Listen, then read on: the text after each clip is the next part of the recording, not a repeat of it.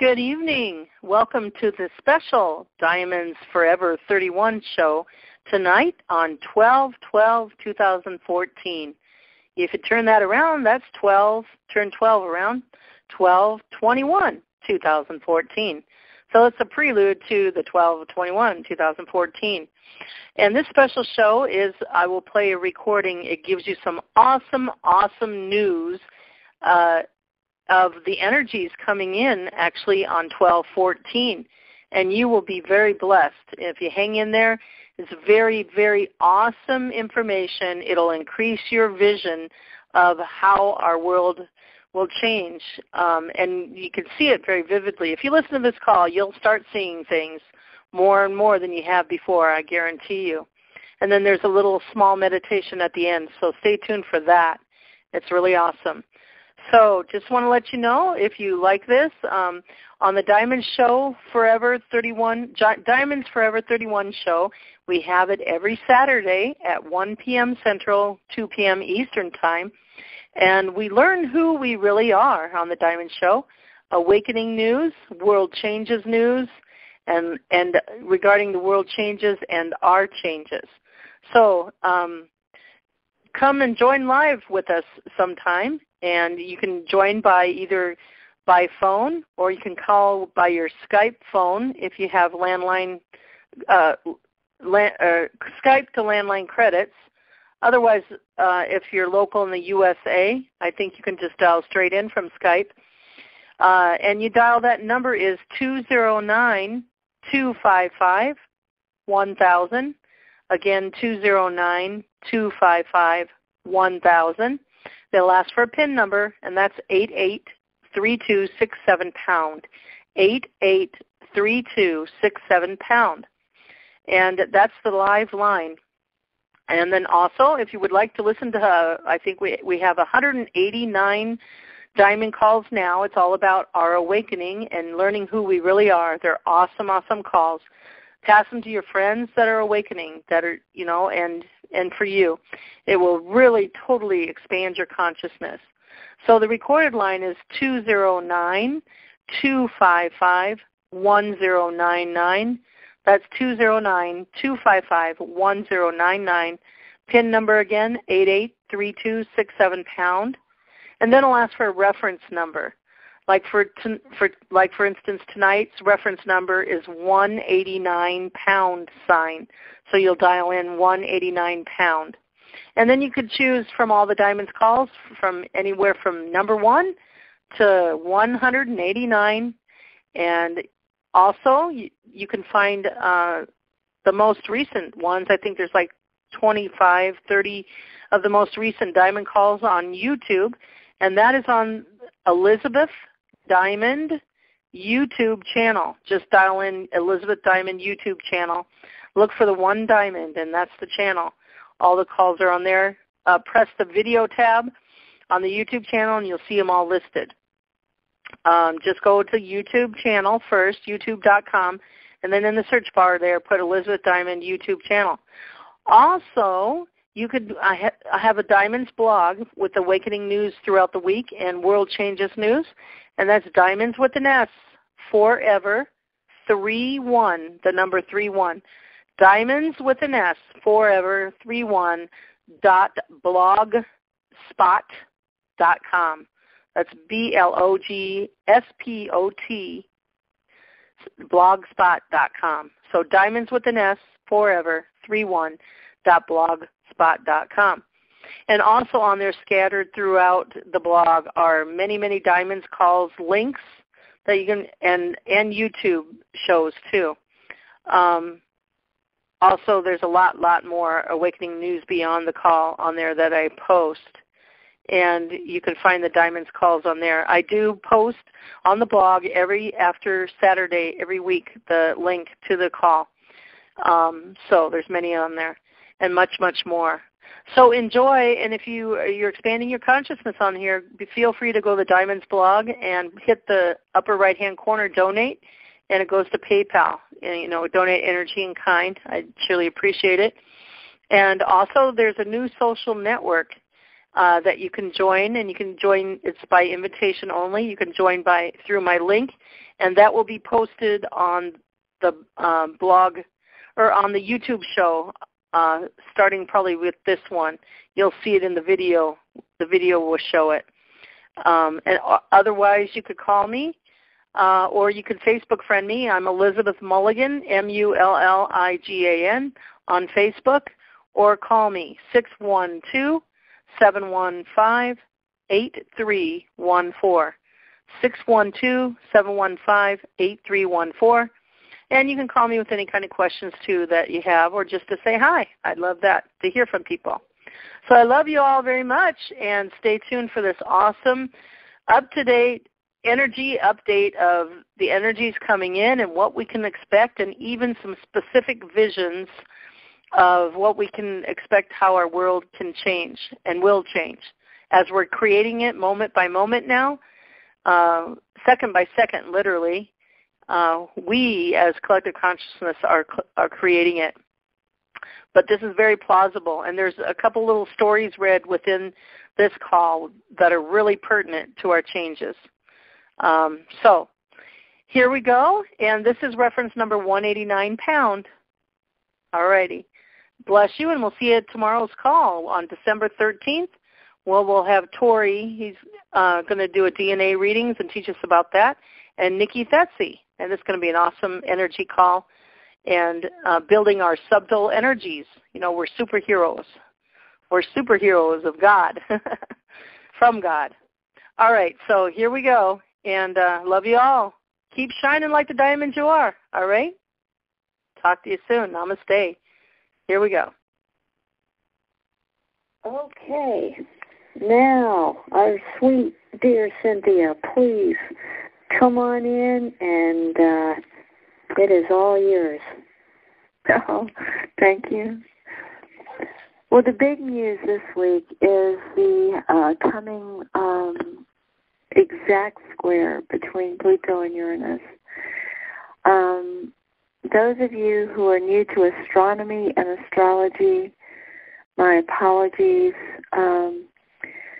but it's the most ancient science on the planet, and scientifically, due to optical technology and algorithms and various things, they're understanding what the wise men understood when they followed the star to the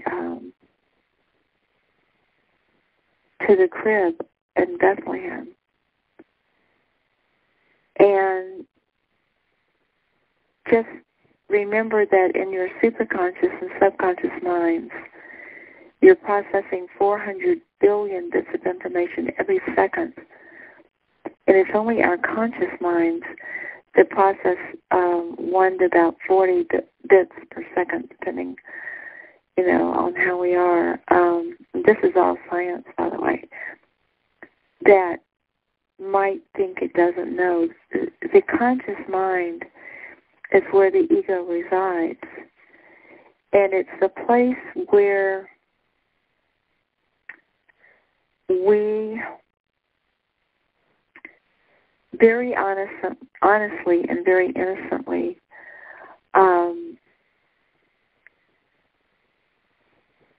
act out our traumas that haven't been resolved. Now, when an entity is, whether it's an animal or human, when it's gestating, being born, growing up through its puppyhood or kittenhood or infancy or childhood, if everything is hunky-dory and rosy and peachy keen, the kid or the creature grows up pretty well adjusted. But if the actual impregnation or the gestation or anywhere along the line, if there's trauma, if the entity has had a chance to recover at the time of the trauma, there's no long residual result. For example, if a child goes through a trauma and it's loved, it's allowed to cry and feel its feelings and be validated, it will not be damaged for the rest of its life.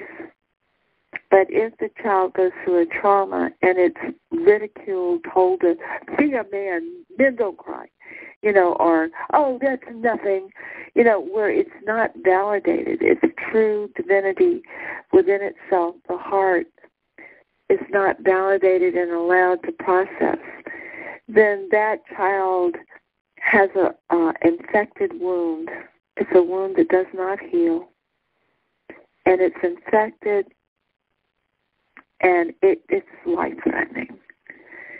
And the dark agenda, the way they have worked, is to inflict us with many, many, many, many infected wounds.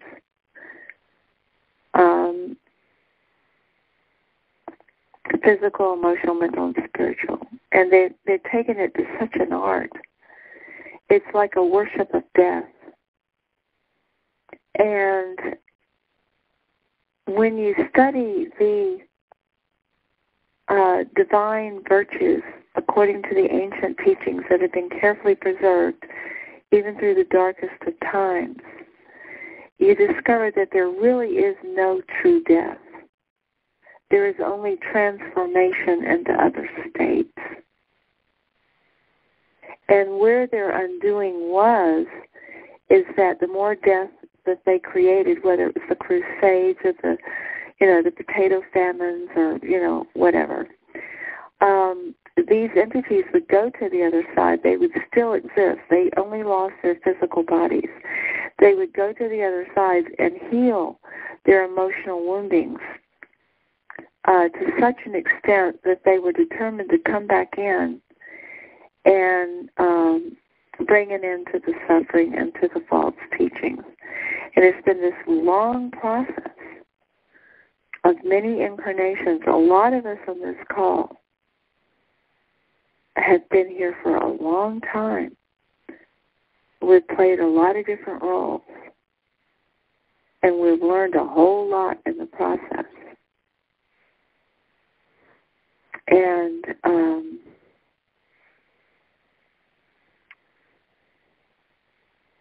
one of the questions I've been asking is, God, how could you let this happen? How can you let any suffering happen?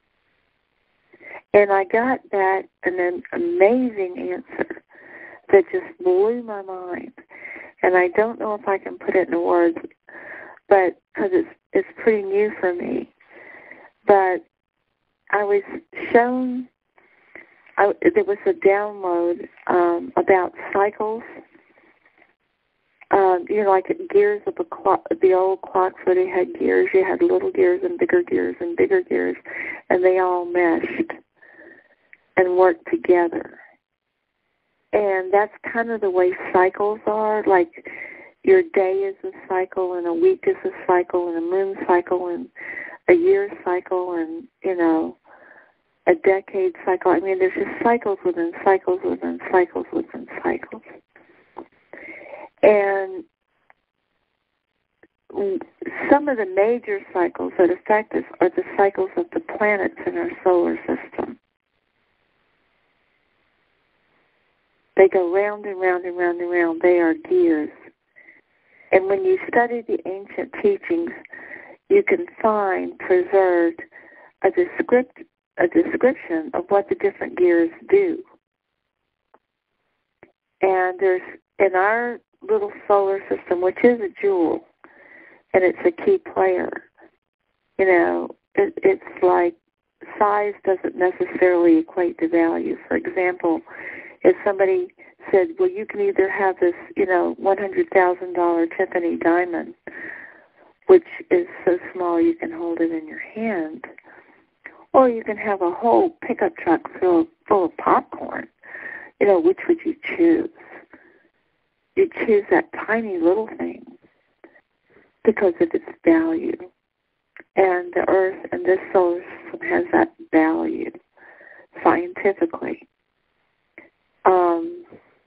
But anyway, we have what's called 3 outer planets, and they are Pluto, and Uranus and Neptune. And they move slowly. And they are lens that focus informational codes, streams of information. And Pluto streams divine love, right? And Uranus streams divine will. And Neptune streams divine wisdom. All right? Now, Pluto, if you read conventional astrology books, is cast in a bad light. It's like the Lord of Hell. But I just said that Pluto is divine love. So why is it cast as the Lord of Hell? I'll tell you why. In the Bible where it says love conquers all, guess what? It does. It's exactly what it does. It conquers all. And what is all? It's everything. And what is conquering? It overcomes everything. So when something is dysfunctional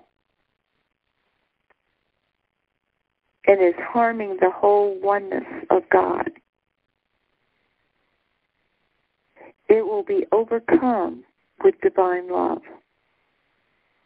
In other words, it will be subjected to what I would call, God, what would I call that? I just don't know. Let me think about it. I guess you could call it the living flame of divine love.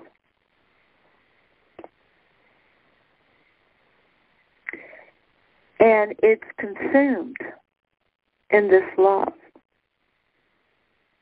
This love consumes it. In other words, whatever was dysfunctional about it is consumed in this love. And when you have, let me go back to earlier in the talk, if you have an upset child, say its dog was just run over by a car, and it can run in the house and cry, and its mother, father, siblings, whatever, put their arms around it and say, it's okay, it's okay. You know, the little dog is going to heaven, and we'll get another dog. And just let that child cry and grieve. That child will not be scarred for life. But you take a child whose dog just been run over by a car, comes in the house, father is drunk, watching television, mother's all traumatized in the kitchen. Oh, shut up. Just shut up. So what if the dog got run over? It's going to get run over anyway. Just shut up. Go in your room. That child will be traumatized for life unless it has excellent therapy later. You see where I'm coming from right now? I know that was brutal, but that's what kids go through. But if you look at the parents of both cases, the parents and the siblings and the people around that child who said, oh, yes, and let the child cry, and they all cried together, and they all felt the grief. They all went through all the processing of grieving this beautiful puppy, this beautiful dog that had brought joy. It bonds them closer together. That love conquers the whole event. They're validated. The feelings are allowed to go through a process of healing.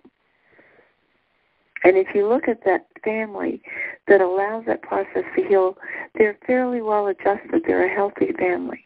But if you go to the second example, where the kid was told to shut up, and look at the father, why is he that way? And the mother, why is she that way? Look at the families they came from, the kind of influences that shaped them. You'll understand. It's just passed down from one generation to the other, and that's in the Bible. It says the sins of the fathers are passed down unto the sons, even unto 7 generations. And I know there's been a lot of stuff out about the Bible being fake, and this and that and the other, and this is to be expected at this time. We're in a time of chaos.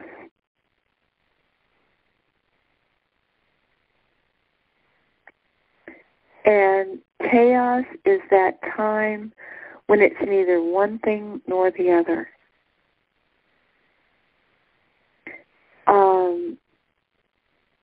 In other words,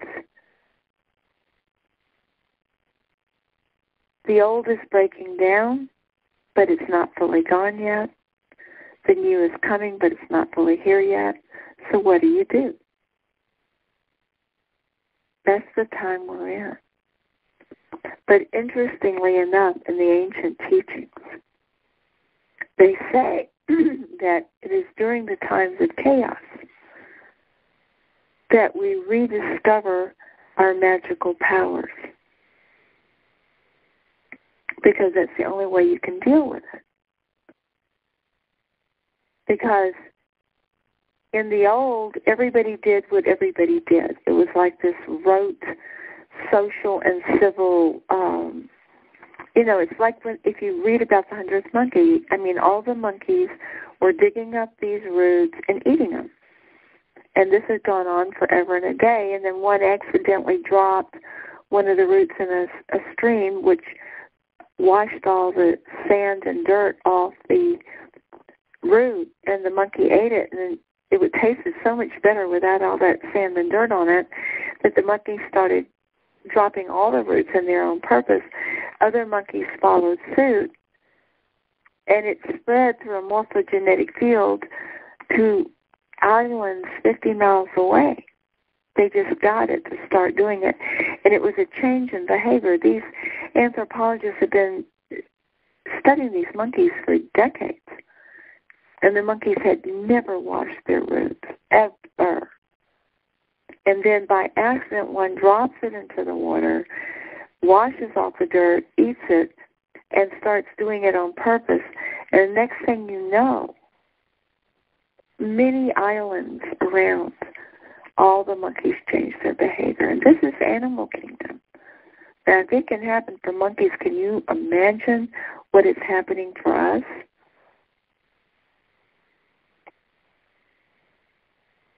So back to the Pluto-Uranus square. Pluto represents divine love, and Uranus is downloading frequencies of divine will. They had an exact conjunction in 1966, hippie revolution. Make love, not war. Right? And this is their first square. I think it's about 150-year cycle. I wanted to read to you. It's not a very long article. It's in the Mountain Astrologer about this. And because it's very well written, somebody's obviously doing their homework here. It's called 215 Forecasts. Everything is in Divine Order by Emily Trinkoff. And I just want to say before I read it, there are 7 exact Pluto-Uranus squares going on between the year, I think, 212 and 215. And there are 7 chakras in the human body. There are 7 colors in the rainbow. There's 7 notes in the musical scale. There are 7 exact Pluto-Uranus squares. And in 5 days, we're going to go through the 6th one. And every Pluto-Uranus square has activated a different chakra and a different musical tone in the quantum field. And so in 5 days, we're activating our third eye chakra. Right? Y'all, this is big, big stuff. And the 7th one, which happens in March, which she's going to go into mostly here, March 16th, is happening a few days before a major solar eclipse.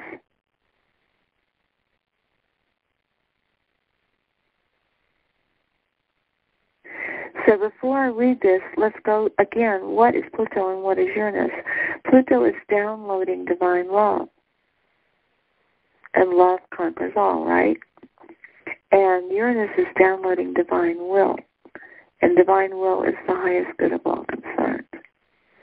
They conjuncted in 1966, and they're coming up to their first square.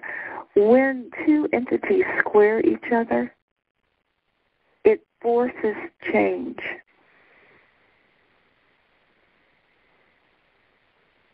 It forces it. So let me read her article here. Okay, this is the 215 forecast, Everything is in Divine Order by Emily Trinkas. Astrology helps us to remember that we live in a magical, miraculous multiverse. Seeing the movements of far-off planets correlate with life on Earth. We're reminded that everything is connected, that we're not separate from what is out there. When we align with planetary patterns, we feel more connected and whole. When we resist the cosmic flow, pushing the river or collapsing in denial, we reinforce the illusion of separation and feel more isolated. Much suffering on Earth stems from the illusion of separation. As we transition out of the age of Pisces, the sign of oneness, seeing ourselves as all one instead of all alone, is a key evolutionary step. Without the unconditional love, the acceptance and compassion that result from that understanding that we are all one and we're not all alone, the age of Aquarius is likely to look more like a techno-police state nightmare than the peace, love, and light version that the hippies were singing about in the 1960s. In 2015, recognizing and acting on the awareness that we're all connected becomes more urgent. We're challenged to put our spiritual ideals into practice, to do the work of bringing our dreams into reality, and to be active participants in creating divine order. In case that sounds daunting, the planetary patterns this year of 2015 remind us that small acts can carry tremendous power, and that our state of consciousness, how we show up in the moment, makes a profound difference. Uranus-Pluto square, take 7, awakening inner power. Uranus squares Pluto on March 16th, 2015 at 15 degrees Aries Capricorn. The square between Uranus and Aries and Pluto in Capricorn, the planetary headline of 2012 through 2015, reflects the quickening of transformational energies, the death throes of the old order, and the birth of the new.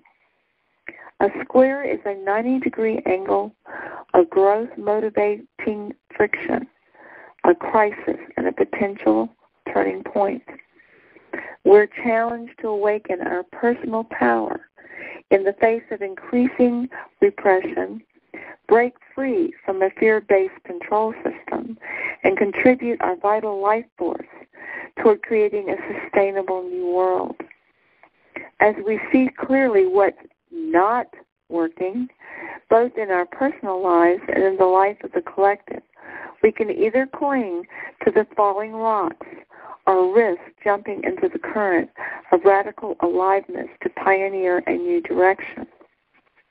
The precise alignments of Uranus-Pluto square, 7 altogether starting in June 2012, represent peaks. Turn the page here. In the ongoing wave of transformation. The astro context of the final exact square on March 16, see chart below, highlights the themes and the lessons of the closing Piscean age. It occurs near the end of the Pisces season, the end of the astrological year, and just a few days before a dramatic solar eclipse at 29 degrees Pisces, the last degree of the zodiac. Mercury, the mind, closely conjoined with Neptune and Pisces, opening perception and dissolving mental barriers to the truth of oneness. At the same time, since Pluto is all about revealing the shadow, and since we'll be in the field of the upcoming eclipse, we can also expect to see where we've fallen into the Pisces shadow of addiction, delusion, and victimization. Our relationship with the Piscean, Neptunian level of reality, source, spirit, the great mystery, is key to navigating this transit and is a theme that permeates the whole year of 2015. The seventh square correlates with the seventh chakra, the crown chakra at the top of the head, which connects our physical reality with spirituality and higher guidance. According to Carolyn Myss, the work of the seventh chakra is to achieve a personal relationship with the divine. And in order to do so, all physical, psychological, and emotional illusions or fears need to be healed and removed from your life.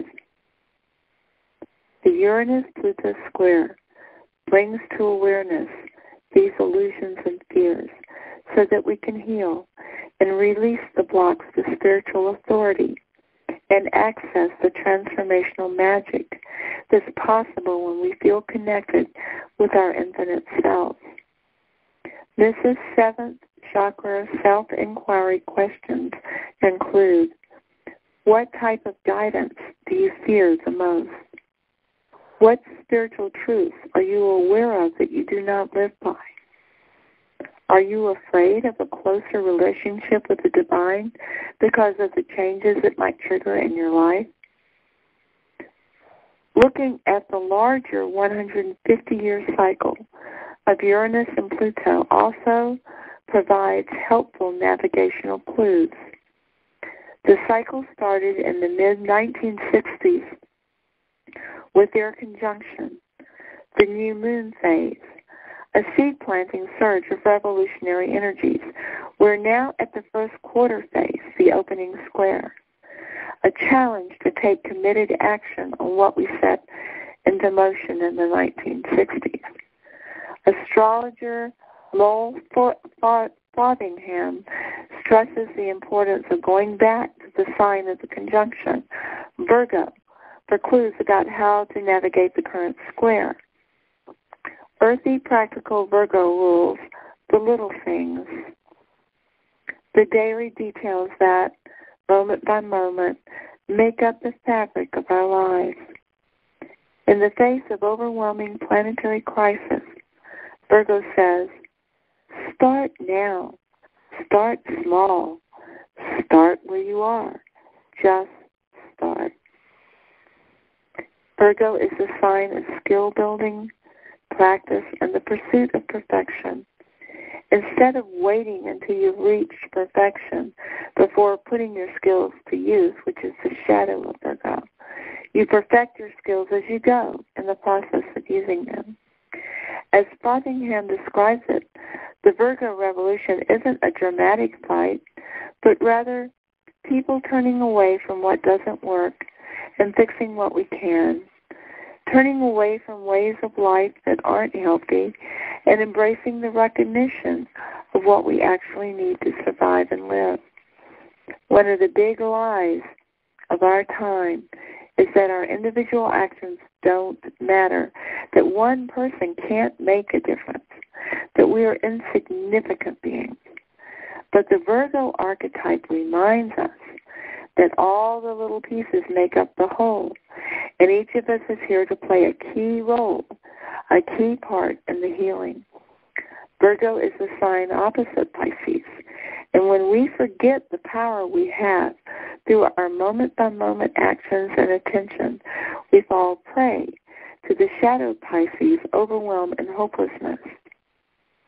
Balanced and integrated with Pisces, we can focus on healing and improving what's presented to us while staying connected with our higher vision, our intuitive guidance, our unconditional love, and the deep sense of connection with all life. The Virgo-Pisces polarity, highlighted throughout the whole year of 2015, is ultimately about re-wedding spirit and matter, recognizing spirit and matter, and creating heaven on earth. Although the final exact Uranus-Pluto square takes place in 2015, we can expect the intense, paradigm-shifting energies to continue reverberating for many years. As astrologer scholar Richard Tarnas points out, outer planet aspects operate on a bell curve fashion, with their influence extending several years before and after the exact alignment.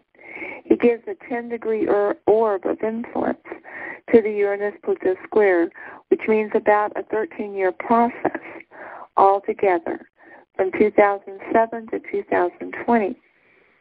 Now I had just a little bit more to read here. Saturn enters, well, I tell you what, let me go ahead and read it. It's not that long. Saturn enters Sagittarius. Is this story useful?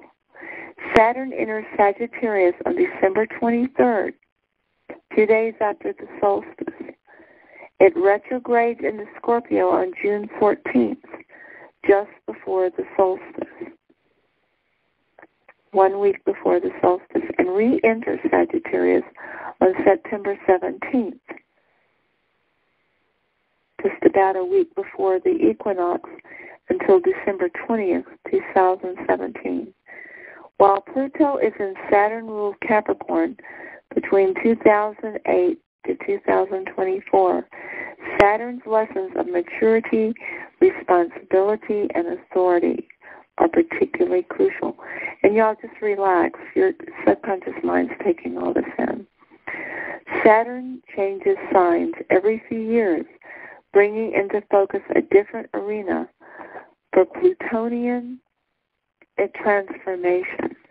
Starting on October 5th, 2012, Saturn in Scorpio focused the work on some of the more intense areas of life: sexuality and intimacy, death, power, money, especially debt and taxes, and core wounds of betrayal, abandonment, and abuse. Ideally, we've acknowledged, felt, and released some old pain, freed up power that was trapped in that pain, and achieved greater emotional authority. In case you don't feel complete with that process, you'll get another opportunity when Saturn returns to Scorpio from June 14th to September 17th this coming summer. Saturn in Sagittarius, starting on December 23rd, 2014, just a couple of weeks from now, shifts the focus of our work from the emotional depths to the stories we tell about who we are and what it all means. Jupiter rules Sagittarius. It's a sign of belief systems, philosophy, religion, truth, trust, teachers and gurus and guides and guidance. Saturn in Sagittarius for the next couple years asks, what do you tell yourself about your own potential and possibilities? What story do you tell about the fate of planet Earth? Do you have a positive vision for the future? Channeling Saturn in Sagittarius, Victoria Castle writes, regarding our stories, the question is never, is it true? Because it can't be true. It's just a story. The question also isn't, is it the right story? Because that implies there's only one correct choice. The most helpful question is this story useful?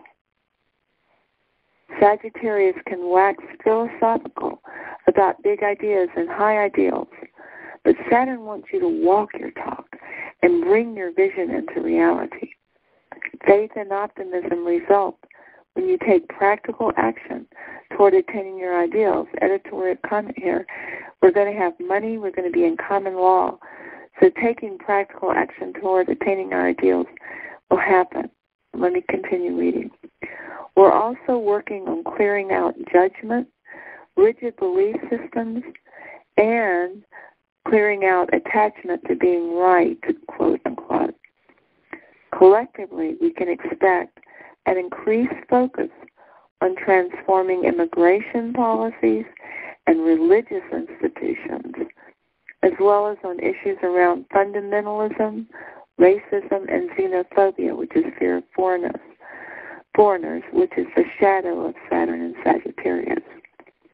Saturn was last in Sagittarius from November 1985 to February 1988, and November 1988. If you've been on Earth long enough, you're likely to revisit themes and issues from that time, from 1985 through 1988. Notice which house or houses Saturn and Sagittal transit in your birth chart. These are the areas of life where you're working on questioning beliefs, putting your ideals and vision into practice, and taking responsibility for writing your own story. So, Carol, I'm going to take a break here. I'm a little bit tired from reading all that. Let's get some feedback from the group. Y'all be sure to, if you have any questions or you have an insight, it doesn't necessarily have to follow on anything I've said. It could just be something that, some beautiful thing that's happened to you, or an insight or a question or something that may be about something else, but that you want to bring to the family. This is a good time to do it. So, Marianne, if you could just let that happen, I'll be listening in, and just call me back in when you're ready. Okay, I'm going to open the lines up right now.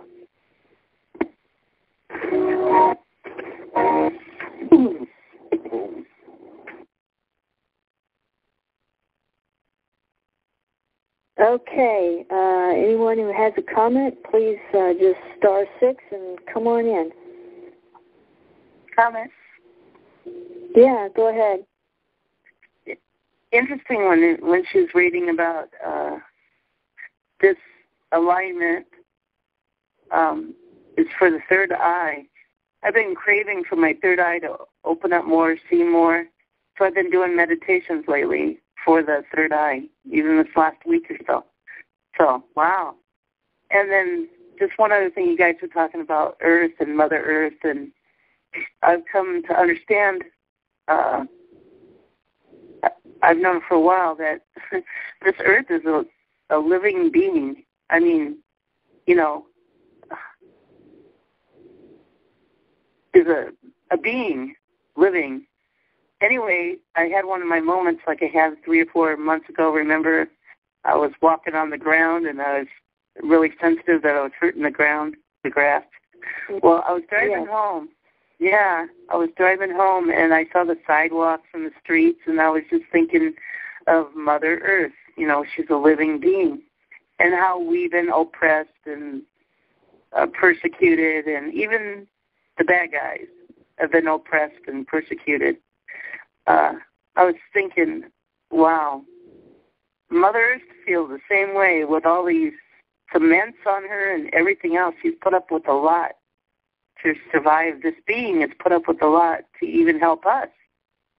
So she's really going to be happy with all this cement off of her. And it just became really real to me on that thought. Yeah, so I'm going to share that too. So that's it. Absolutely. Thank you, Elizabeth. Thank you so much. Yes. And yes, can't wait for the sidewalks to be gone in some buildings. Okay, anybody else have a comment? Please star 6 and come on in. A lot was said, and that was a good article. And Pluto and Uranus square, we've got one coming up and the last one in March. So we've been through 5 of them since 2012. Each time there's been a big shift. So, right. A lot of changes. Anybody else have any? Yeah, go ahead. I was going to ask if Cynthia or you or anybody else has any suggestions on, practice makes perfect, practicing our subtle energies. Any suggestions on helping with the third eye, for experiencing it more and deeper and expanding it. So that'd be cool if anybody has any thing. This is from one of my trainings a long time ago, and some people may have heard this who may have had training at another school, which is similar. You place a gold dot in the center of the head. You sit in meditation, and you just gently visualize it as like a golf ball size, and you make it larger, gently make it larger, and it'll work on the pineal gland and also your third eye, and it just make it as big as your head, and then bring it back down, and it'll gold is real comfortable to the body, and it will help clear things out too. That's a little exercise. Maybe Cynthia has another one. Thank you for that. But it also, yeah, you're welcome. Yeah, and the numbers 825, or to open up the third eye too, 825, the frequency for that. I know that. And if anybody else has any other tools to share, I'd be grateful. Thank you, and I'm sure others, because 'tis the season, right? Cynthia just read it. Glory. Thank you, Elizabeth. Anybody else have any comments, any questions? Just *6 and come on in. Okay, well, we'll see if Cynthia's available. Cynthia, are you back? Yeah, I'm here. That was great. Okay. But I think with this Pluto-Uranus square happening in 5 days, let's just see what we think, because we're going to all go through it. We'll see if this is right. I think our third eyes are going to just be blasted open. Yeah. I think it's going to be Roto-Rooter time. It's going to be when the pink truck drives up and they put one of those snakes all the way up the sewage line and unblock everything. What's it going to feel like or look like, or what can we expect when they blast open? Well, remember, it as we approach this exact time and as we leave it, it's like the sun setting. The day doesn't just go from day to night. There's like a gloaming, where it's not fully day and not fully night. This exact square is the peak of the pry bar, opening up our pineal glands. And think of what has to occur for that to happen. I mean, the fluoride in the water, shuts down the pineal gland. And they put fluoride in our toothpaste and at the dentist, and God knows all the chemicals and stuff that's been aimed at us. So the pineal gland is going to have to open in spite of all that, which I correlate to like a fire walk where people are walking on hot coals and not getting burned. Our bodies know how to do this stuff. And it's whether our bodies do this stuff or not is determined by our belief system. So for our third eyes to blast open and overcome all this stuff that's been aimed at us to keep this from happening, our belief system has to shift to thinking that it already has happened. Because when you go to an NLP workshop to walk on hot coals, you are guided through a series of meditations where you experience emotional states such as happiness, courage, victory, security, and so forth. And then when you walk over the hot coals, you've worked yourself up to where you're feeling those feelings. And when you're feeling those feelings, the body knows how to protect itself against the heat. It also knows how to protect itself against projectiles and bullets. It also knows how to protect itself against aging and sickness and death. In other words, our bodies are magical. But what they do is determined by what we think and feel. And of course, all this technology and media and education and so forth has been to control what we think and feel. And up until just recently, we've fallen for it hook, line, and sinker. Like our parents, they went off to war proudly, not knowing it was a bunch of corrupt families just killing entities for their occult death gods and making money in the process. But that gap has closed now to where we now understand the factors at play in creating a world where there are wars, whether they're physical wars with guns and machinery and young men and women getting killed and bombs going off, or whether it's psychological wars, even within families, like the one I spoke of earlier, where the parents could not empathize with the child, and the child would be remaining traumatized. There's all kinds of wars. We're at war with our environment. Like when I hear ZAP and people talk about, even Fulford, about creating infrastructure, I'm thinking, please, no more. The infrastructure we have, the bridges, the roads, all those things have been very harmful to the planet Earth.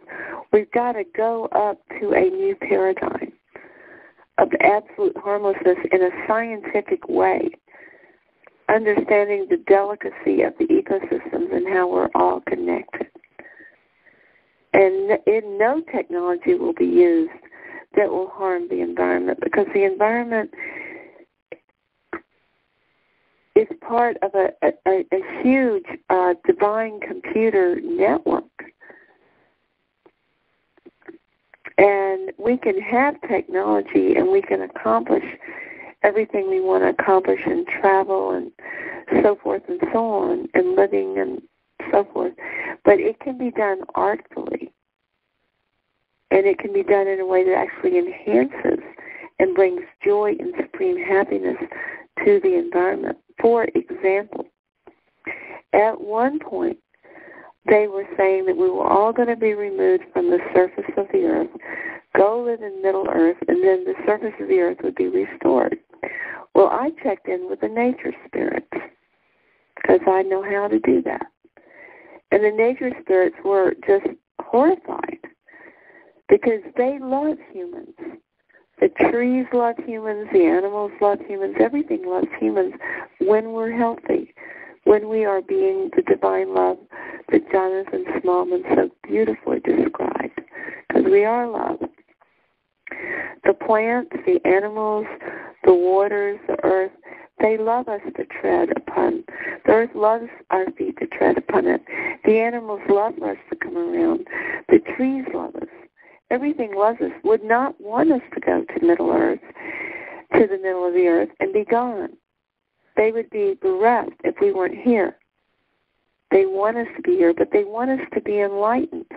They want us to love them and to feel their love for us, and not pave over them with roads, and not build a lot of ugly structures that are not even good for the people who live in them, much less the environment. So there's a lot of healing that has to happen, and I see it being fun. In other words, all these people in cities and all these roads and things that have already been done, that it'll give us something to do that's worthwhile. It's like cleaning the house. Have to vacuum, wash the windows, dust everything, pick up everything. You may have to rearrange some furniture to look better. You know, there may even be some repair work to do, sheetrock, painting, whatever. But then when it's done, it feels so good. And we have to clean our house, our earth house. And, you know, if this ET thing comes through, and I think it will be easier than hard. I think we'll have everything we need to undo the damage. But I would like for us to think in terms of breaking out of the matrix completely. Like in the matrix, we think, oh, well, we have to have roads and bridges. Well, if we have cars, we do. But what if our cars could have anti-gravity devices so they could hover above the tops of the trees? And just like the cell phones are now, you just type in a number, it bounces up to the satellite, and the person gets it. Why couldn't you type in a destination? And your car just go there, and it would automatically not bump into anything, and you wouldn't have to put one road in because you'd be over the tops of the trees. I mean, that's just an example of possible. But I'm just saying, to restore the earth to her pristine beauty and still have technology. So we have everything we have today and more 10 times over, but it's not roads where people run over animals and have expensive fender benders and even kill themselves. It's just avenues of artistic thinking. And this third eye opening up, which is going to be exact, something's going to pop in 5 days. I think it's like a child crowning when it's being born, when you get this exactness. And what we imagine with this open third eye, folks, you want to talk about power, P-O-W-E-R, power. Those imagined images, whether they're about yourself or your family or your community or about the earth, they will have power. We're going to have to learn to be very careful with our thoughts, what we think. It's going to come home real big time that, oh my God, these thoughts are creating my reality and affecting everyone around me. And that's a double bind. That's typical of a square because we've been so wounded, we've been so programmed that our thoughts are a jumble. And yet we're going to be put in this situation where every thought is like a loaded gun or a car on the highway where you can't make a mistake. So how do you reconcile that square? How do you reconcile that issue? We are honestly and innocently wounded, physically, emotionally, mentally, and spiritually. We came by it innocently and honestly, and yet we're going to be put in a position where we have to be very, very careful about what we visualize. Well, my recommendation is that we ask for divine grace, for help, for healing. Now, that having been said, I'm going to read to you the degrees of the square coming up in 5 days. Now, the degrees of the square coming up in March are 2 degrees later. In other words, the exact square in 5 days is at 13 Aries, 13 Capricorn. And the exact square happening in March, the last one, is at 15 Capricorn and 15 Aries. So I'm going to read to you 13 Capricorn right now. And it's going to surprise you because, and then I'm going to read to you 15 Capricorn, and that's going to surprise you too, because that's going to be squaring 13 Aries and 15 Aries, which I'm going to read both of those. Or actually what I'm going to do is ask Mary to read some and maybe Susan if you could, so I don't have to wear myself out reading the whole thing. But so Mary and Susan, if you could help me read these, we need, just go get your books and look up 13 and 15, Aries and Capricorn. And then I can call on one or the other of you as we go through this. I'm going to start, though. Now, before we start, I'm going to read the first one here. But before we start, let's get clear about what we're talking about, okay? We're talking about frequencies of consciousness, all right? Just like on your radio or your cell phone. I mean, you can call, your best friend, or you could call your lawyer, or you could call, anybody. You're going to get a totally different experience whatever you dial in. And you determine that. Now, these planets are like lenses that focus frequencies onto our brains and into our DNA. And this information I'm reading is very ancient. I've interpreted, and it's been written in this book, but it comes from the ancient teachings. It's been carefully preserved through the Dark Ages. And the exact degree that Pluto is in 5 days from now is the place of optical technology. Now, remember that Pluto is the action of divine love. And remember that divine love conquers everything. It overcomes everything. So what this is telling us right now is that there is optical technology, whether it's infinitely small or these observatories or these probes that they've sent out in space, or whether it's the ET stuff, whatever it is, that's playing a big factor here. So let me read 13 Capricorn. Well, let me see. I was reading that whole long article. Mayor, if you're on the line, could you hit *6 and read 13 Capricorn? Are you on? It's *6. Okay, the lines are open now. Mayor, can you hit *6? She may have been pulled away from the phone. There was a situation that could have occurred. So, Susan, can you read 13 Capricorn? If you're on.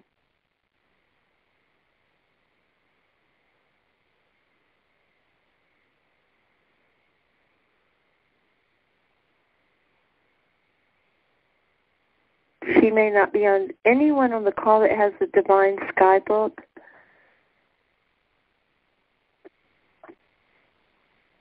I'll go get mine. If somebody else wants to read, that's fine, but I'll go get mine right now. Go get yours, and while you're getting yours, I'll read 13 Capricorn, and then you can read 13 Aries. Okay. Okay. 13 Capricorn is where in 5 days Pluto's going to be. And these are the heavenly hosts of optical technology, Trisacha. Beloved, spirit and volition correspond to light and to the eye.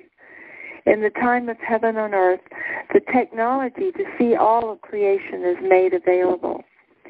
As humankind spiritually matures, we are making available technical inventions that duplicate the skills of clairvoyance, including the ability to see into past, present, or future at any distance.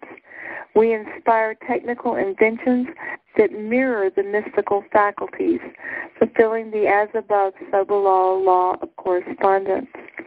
As researchers enlarge scientific paradigms to include metaphysics, conscious access to heavenly hosts and the divine virtues makes so much more possible.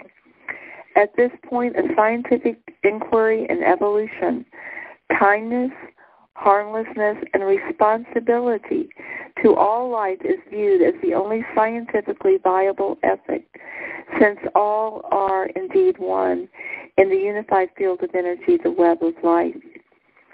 Invention of advanced technology is accessed through the divine virtue of high inspiration, the letter T. The letters of our name are a pathway to inventing technology that mirrors the gifts of the Spirit. They are high inspiration T, inner guidance R, the laws of cause and effect I, all-permeating divine will S, knowledge and faculty of perception A, clarity and perfect purity CH, and release of imperfection for change into another state AE. Whether a person views creation inwardly through meditation in the third eye or outwardly through optical inventions, the most important consideration is attunement to the law of one and following inner guidance in a state of consciousness attuned to the virtues of Trisatya. Through the use of the virtues, inventions are inspired that make it possible to change or recreate anything that exists in any time frame for the highest good of all. Optical viewing of unlimited time frames helps in this regard. Inventions such as these help establish the law of one and give scientific verification that everything is interdependent and what affects one affects all. Remember, it was said, all that I do, ye shall do and more. We have inspired all optical inventions. Television was inspired by us. Inventions that allow remote viewing of any sort fall under our jurisdiction. As humanity spiritually matures, we are making available technical inventions that duplicate all of the skills of clairvoyance, including the ability to see into past, present, or future at any distance. So that is where Pluto is, squaring Uranus. Marianne, could you read 13 Aries? Now, 13 Aries is where Uranus is. Pluto is divine love, and Uranus is omnipotent divine will, being focused on our planet, activating our DNA at this time. And this is how it's activating. Marianne, if you could read. Yes, this is 13 degrees Aries. Opilon, Opilon. The angels of knowledge and assistance.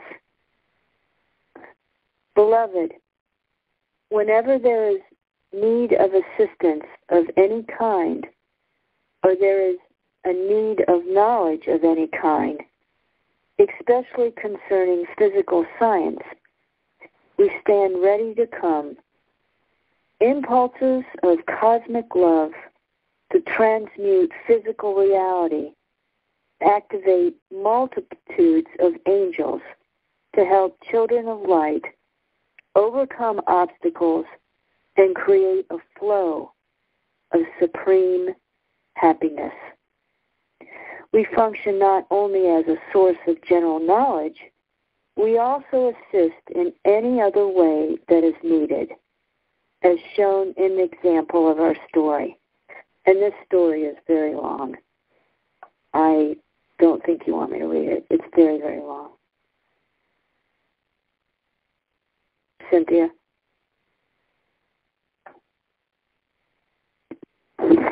Yeah, I had to hit the buttons here. Marion, if you feel like it, go ahead and read it because it has certain keys in it. Okay. Okay, it's... I would ordinarily say don't do it, but for some reason I'm feeling we should. There's just certain people listening in that need to hear it. Okay.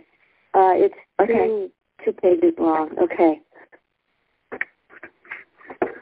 The title is The Alok's Transmutation.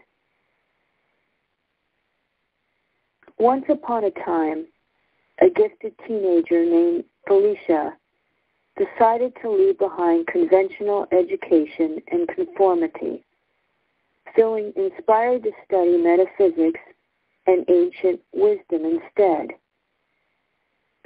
This decision resulted from the most careful thought and reflection.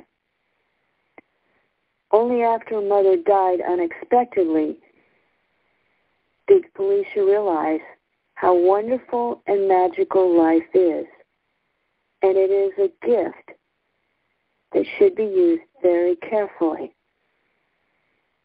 Every day was to be devoted to her quest for deeper meaning. She would search her heart for the answers.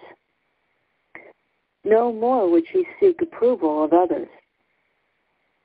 The most important task she had now was to seek approval from herself. Reflecting on events that led to this new beginning, she thought of how she was gifted in most of her studies, but had a particularly hard time understanding geometry and math. Her teachers did not present it in a way that revealed its deeper meanings. Had they done so, she would have excelled in this science. During a life-changing experience one day at the ocean, Felicia ascended into a beautiful mandala of light. There, she saw how higher consciousness shapes light waves and particles into geometrical forms. After returning to her body, she wrote it all down, thankful to have a much better understanding of what math and geometry were actually about. She wished that schools would teach children the bigger pictures that link physical science with the spirituality.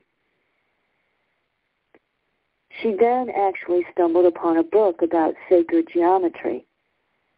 One thing led to another, and finally she decided she would have to embark full-time in serious study on her own, tracking down books and teachers that revealed the meanings behind the meanings, the truth behind the truths. So she became a spiritual seeker, finding esoteric books and studying with authors and workshop leaders.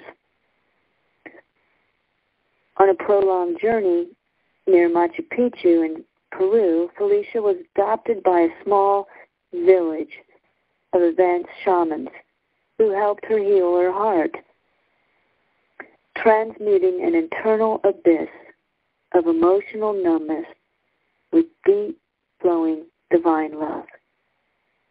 They helped her access and heal intensely painful emotions that went all the way back to conception through early childhood, all the way through her whole life until the present. Emotional healing was a key breakthrough in her quest. The teachers explained that just as our bodies are 70 or 80% water, so is life about that same percentage of feelings.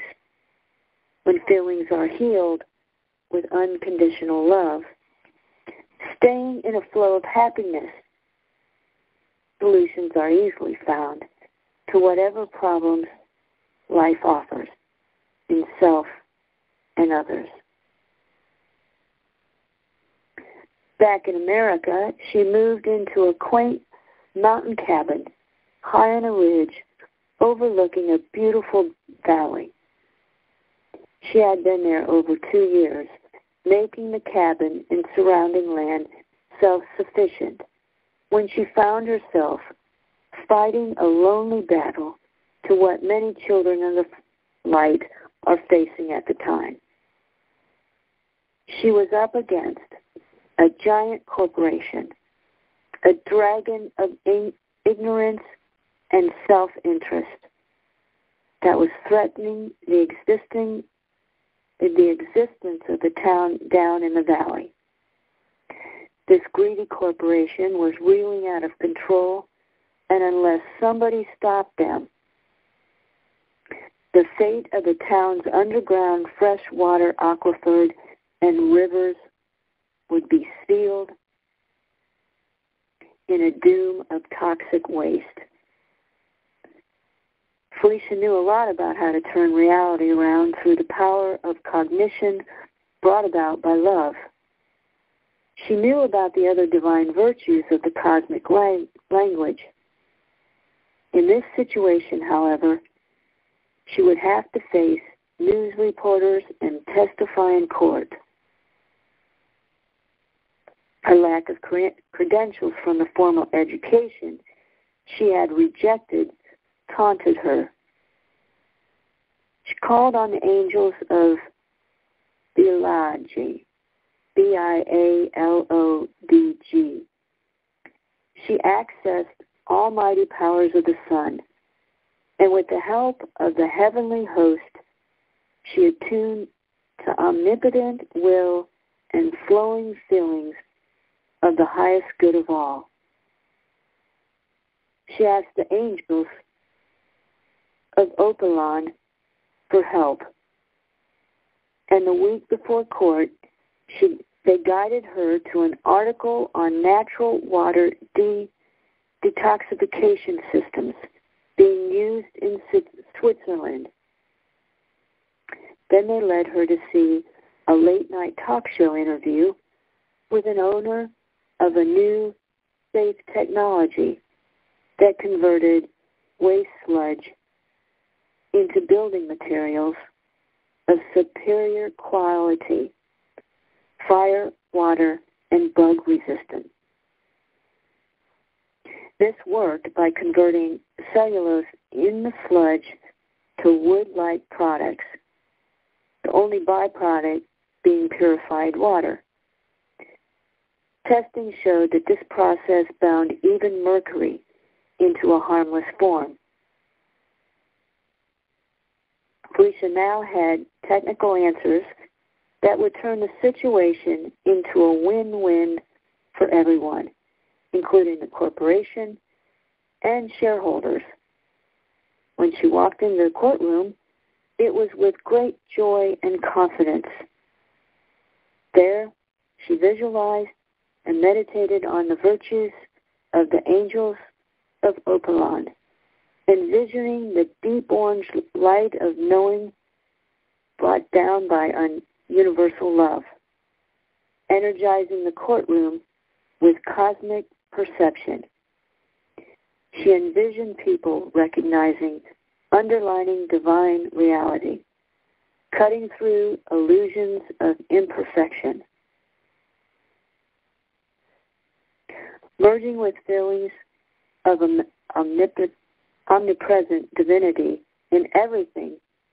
She inwardly toned the letter O, or U, to musical notes of D sharp, with each in and out breath.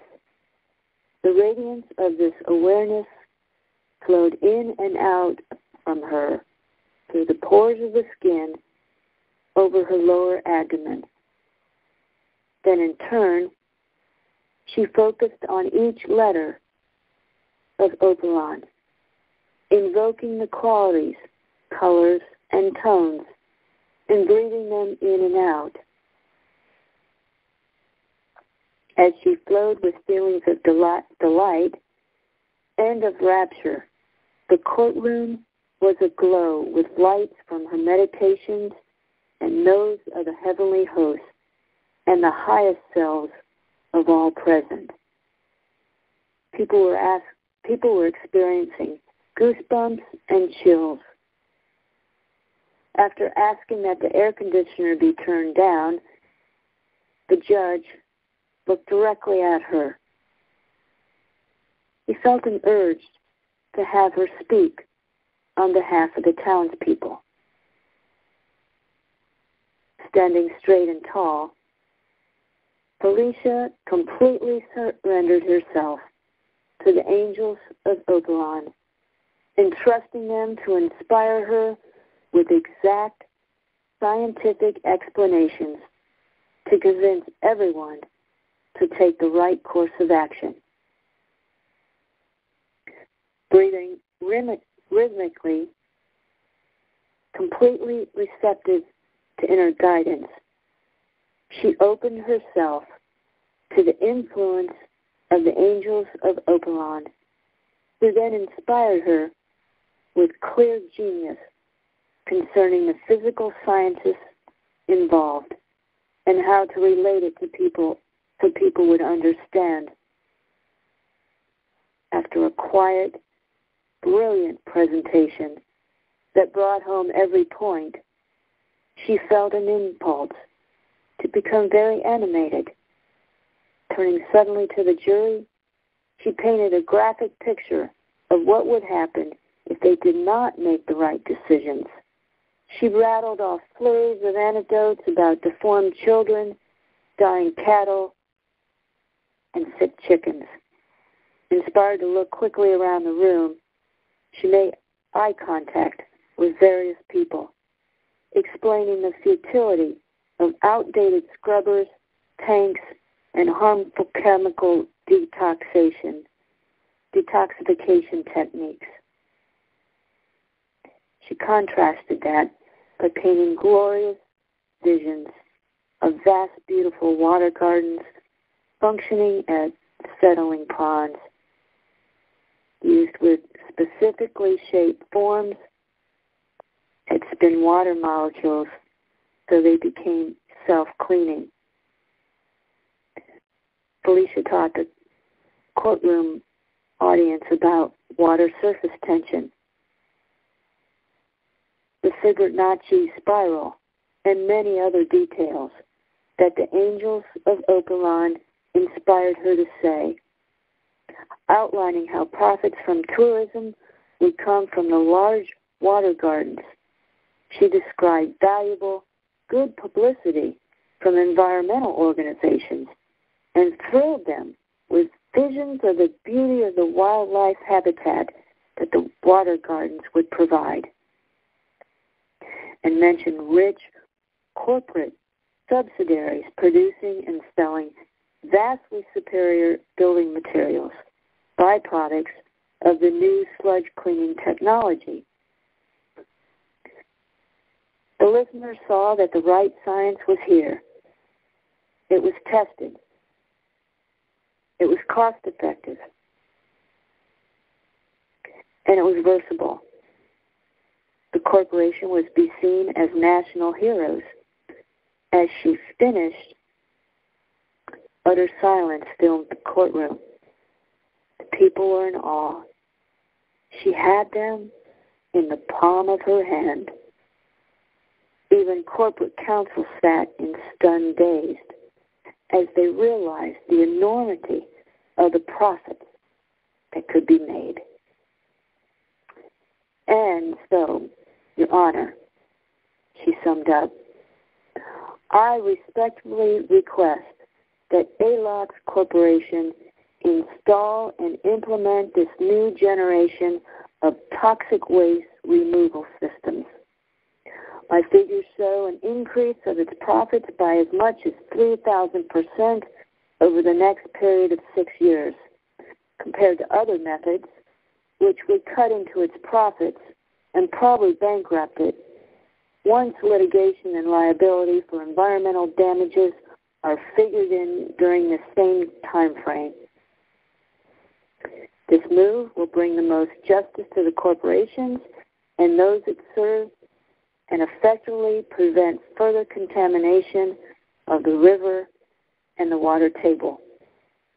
And, she added, I request that a panel be empowered by the court and funded by the company to do a formal public study that outlines a similar course of action to be taken by every other water polluting industry in the state.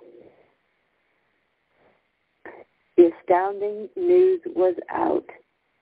It was reported that ALOX Corporation was leading the entire state in exciting new standards of environmental and social responsibility, business profitability, and vision. ALOX flipped from being seen as the bad guys to the good guys. Employees who were tired of having to lie and manipulate with new good feelings of being socially responsible led a spiritual renewal of nearly everyone in the company. Stocks soared. The irony was exquisite. ALOX had technically lost their case, forced to do the right thing, They had also lost their reasons and willingness to pit themselves against the welfare of the people who formed their customer base. It was an irony that did not go unobserved. Felicia had won her case and won for ALOX as well. Everyone won. Townspeople and corporations were both happy with the outcome. The highest good of all manifested through divine impulse to create a new reality of love. Hundreds of acres of lush, beautiful water gardens filled with beautiful wildlife. This had the predicted invigorating effect on the local tourist industry. New mom-and-pop restaurants sprung up, bed and breakfast signs sprouted everywhere, and quaint retail stores created a colorful, festive atmosphere. Environmentalists were jubilant. Documentaries were made. Prosperity blessed the valley. The Business Weekly published a brilliant analysis of the situation, so favorable that other corporations and municipalities soon followed suit. With the combination of new technologies to turn sludge into building materials and the national cleansing properties of water forms, wetlands, and vegetation, groundwater and river contamination became a thing of the past. Felicia carefully faded from sight as soon as possible. She was a private person, glad to get out of the public eye and back to her home up in the mountains. On walks in her beloved forest, she continued to write brilliant, scientific insights from the Angels of Oberon, which were published from time to time under another name in a prestigious international journal. Her insights led to beneficial changes that blessed many people and animals all over the world. And that is the end of the reading. And that is 13 degrees Aries, the Angels of Oberon, the Angels of Knowledge and Assistance. And back to you, Cynthia. Okay, now this is the square that's happening in 5 days. It's the juxtaposition of these two things, optical technology and these heavenly hosts who bring about knowledge and assistance, especially where it concerns science and ethics. So there is a critical turning point happening this week, scientifically, that's going to aim us all in the direction of divinity. Now, that's the third eye opening, focal point happening in about 5 days. But then in March, we go 2 degrees further. So, Mir, if you're on, or Susan, if you're on, if you want to read, if you're not on, I'll read, and then Marianne, you can read the other one of the one after that, because there's only 4. If Mir or Susan or somebody with Divine Sky is on.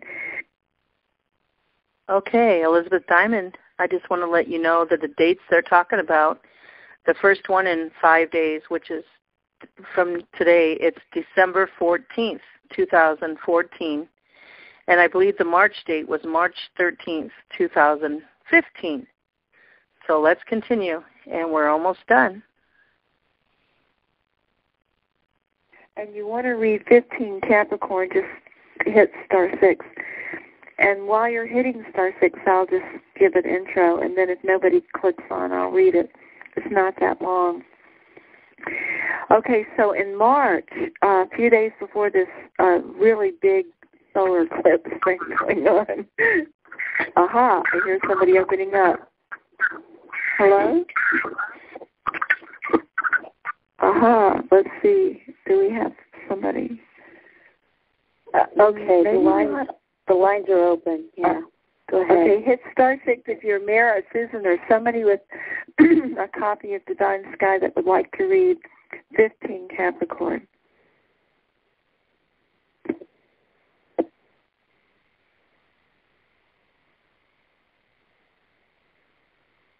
Okay, I'm just going to read it. Okay, now in March, a few days before this solar eclipse, right, Pluto, the divine love, is going to hit this one. Now, this is a surprise, too. All right, these are the heavenly hosts of Earth Ray location, the heavenly hosts of Garces. Beloved, we are companions to the angels of Promatho, 8 degrees Capricorn.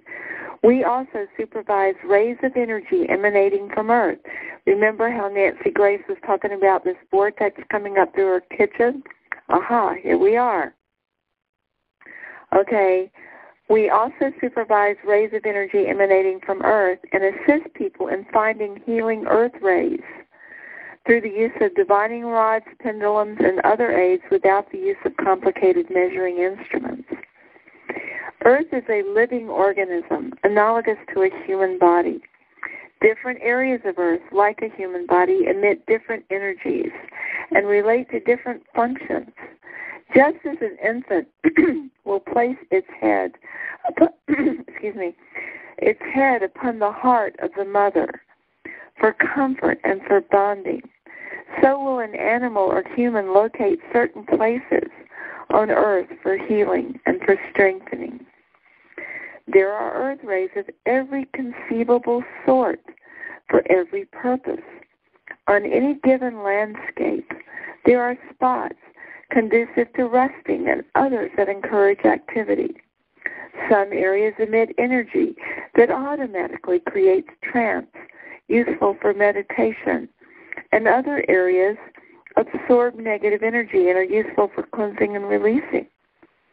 Trees act as antennas and transmitters for Earth rays, at the same time embodying different energies in and of themselves. A cedar tree, for instance, is good for purification, while a white oak tree offers strength. Suppose a cedar tree is located on a piece of healing ground. This is a good place to purify and heal at the same time. Animals also intensify the energy of Earth rays, and different types of animals modify Earth's energies in their own unique ways. This science has been inspired by angels to humankind from the prime beginning. Only in certain civilizations has this information been forgotten. Some plots of ground are energized by structures built on them of certain proportions and shapes. Other areas must be left strictly alone to develop naturally according to elemental and angelic intelligence. Still others are perfect for a combination of human and elemental effort, hence gardens of all kinds. Some people are guided to live in beautiful caverns or in trees or elsewhere so that much of the surface land remains in a natural state in the coming times. Those who live upon the land carefully follow inner guidance to enhance the rays of the land with individually unique and suitable structures, which should be positioned appropriately and have the right dimensions and shapes to magnify the land properly. All these things were revealed to ancient peoples, and whenever our directions were followed, their temples, homes, and public places were amplified into beautiful, healthy energies. Humankind is being inspired by us and the angels of Promatho to remove buildings, roads, or other structures that are poorly located according to Earth's rays. With the angels of vegetation and with the angels of architecture, the angels of color and form, the angels of mathematics, and many others, buildings, bridges, roads, constructions of ineffable beauty and natural harmony are going to be built with an understanding of the nature of Earth rays. Their positioning and forms will be astonishingly magical. Such joy is created when earth mirrors heaven accurately and clearly. We are the heavenly host of Garces. And G, which is the first letter of their name, is grace and mercy. So we're going from optical technology with Pluto in less than a week to, which is going to be the third eye, optical technology, right? The third eye is optical technology. It is an organic technology. If you will just Google the pineal gland, you'll realize that it is an eye. It has all the biological components of an eye. And this optical technology is going to open in a week. And then in March, we're going to all become so sensitive, like Nancy Grace, to the earth rays, that we're just going to automatically remove structures that need to be removed, and we're going to build ones that should be built according to, if they're 3-frequency domes or whatever. It's going to be a fun time, because if you place this information we're getting right now in a larger context of going back into common law, the abundance, the debt forgiveness, the higher technology, et cetera, et cetera, et cetera, et cetera, we're going to have our time back, our health back, our freedom back, and the technology where if you want to buy 30 acres and take off 16 ugly warehouses and uncap the springs and restore the land and find where the vortexes are and make beautiful gardens, you can.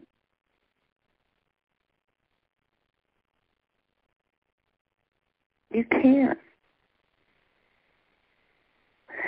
So it looks like it's you and me, Marianne, tonight. So would you mind reading 15 Aries?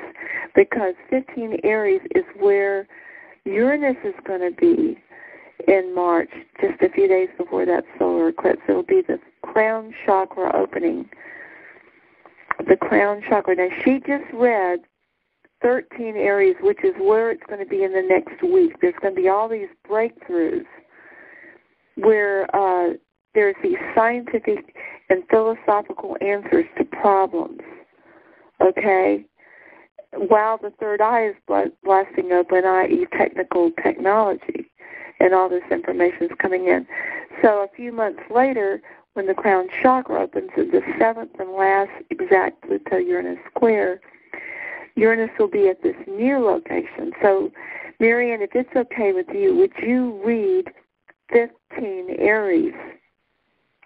And before you do, let me just say this. Yeah, hold on. The 15th degree of any sign is its most pure. There's 30 degrees to every sign, 30 of them. And the 15th is exactly in the middle, which means it's the furthest from the one before and the furthest from the one following it. It's its pure essence. So in March, when our 7th chakra blasts, irrevocably 100th monkey thing open, hopefully, Uranus, which is divine will, is going to operate in this way. Okay, go, Marianne.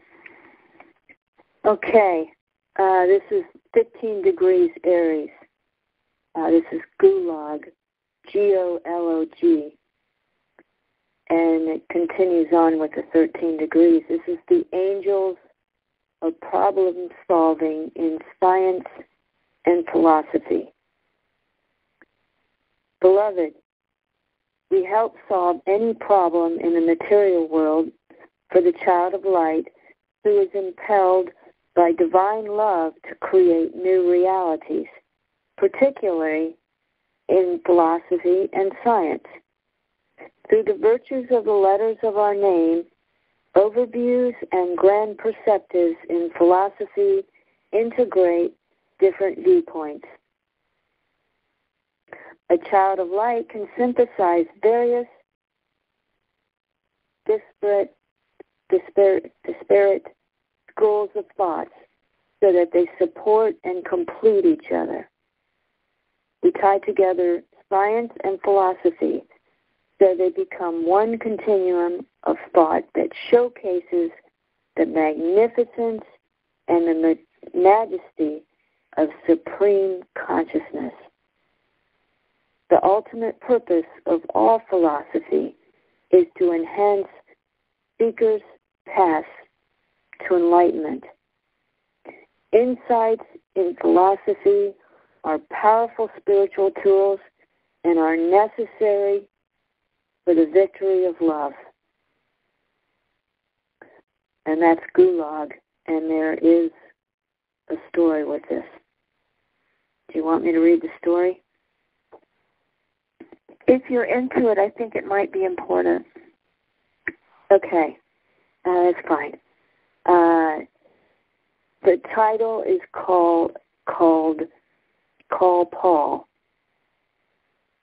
Paul, brilliant and gifted, always thought of himself as a misfit and an outcast, even though he graduated at the top of his class in law at Harvard. He had never fit in socially and was so uncomfortable in company that eventually he stopped even trying, so that no one would spend time with him. Regardless of his top-notch intelligence, no law firm could handle his lack of social graces, so he ended up by himself. Paul learned to love being alone. He liked his own company and kept his mind so busy that he was never bored. He enjoyed his life immensely. Often he went fishing at Sloan's Mill Lake, finding company and solace in the beauty of nature. Years went by in this manner. Then, in the nation's capital, a crisis emerged at top secret levels of government. No one knew what to do in this particular emergency as they scrambled to prevent an all-out meltdown in Chinese relations. Some of the top officials were Harvard graduates who had known how brilliant Paul was, and on a wild hunch, someone suggested that maybe old Paul, the brain, could pull this one out. Paul was in his boat when the call came. He was astonished to see on his caller ID that party boozer Marty Crane, Mr. Popularity himself, was on the line. His eyebrows flew up as Marty begged for his help and opinions. His initial impulse was to love Marty, for Paul deeply and innocently loved everyone. And Marty was no exception. His next impulse, though, was to throw the phone into the water in a burst of outrage and anger. At Harvard, Marty had been the number one instigator of painful put-downs and ridicules against him. But he sat and listened impatiently. He sat and listened patiently while Marty went on about the expected scenario of impending doom. For goodness sakes, thought Paul, as the picture became clear to him. As usual, Party Marty doesn't understand the least thing about psychology and science and what's going on. Marty rambled on, acting friendly despite knowing he had no right to approach Paul about anything. If the situation were not so volatile and hopeless, and his own reputation on the line, he would never have the courage to speak to Paul at all. But it worked. Paul began to realize the immensity of the situation, which looked extremely serious, and accepted Marty's plea. A few hours later, a helicopter landed and flew Paul to Washington, where he found himself in a paneled strategy room, staring at a circle of darkly guarded faces.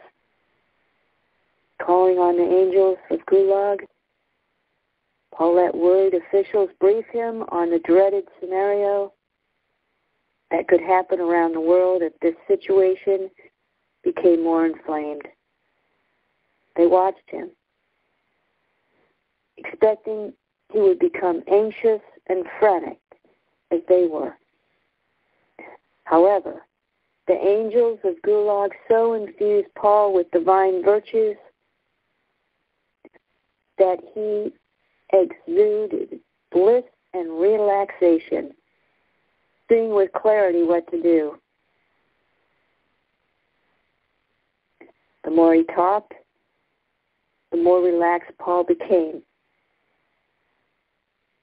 and a pleasing smile played over his features, his eyes shining with delight. He melted into his chair, head resting on hand, eyes closing. They realized Paul was in deep thought. Feeling an unusual power emanating from him, not recognizing it as a power of divine virtue, they quieted while he meditated. For 20 minutes, all was silent. And then Paul straightened and one by one looked each person in the eye. "Gentlemen," he said, clearing his throat, "problem is not what you think." The 13 men stirred in disbelief. "Let me explain," he continued elegantly. "The Chinese have social traditions of esteem and honor that go back thousands of years. These tendencies are not erased by a generation or two of political upheaval." He commenced to outline diplomatic moves that centered upon respect, patience, common sense, humility, dignity, generosity, and graciousness. It was a simple and eye-opening concept, appealing differently but strongly to each of the men at the table as they began to work out details. The simple part was to discreetly but publicly promote Mrs. Ong, a gifted agent who worked directly under one of them, to a prestigious level of official power, and sent her to visit a distant cousin in Beijing. This relative was married to an insider, a high-ranking officer in the Chinese military, who was popular in the powerful elite. It was to be unofficial, just a family visit. The plan involving using polite and subtle rumors. In the relaxed and dignified atmosphere of family, Mrs. Ong was to convey in innocent confidence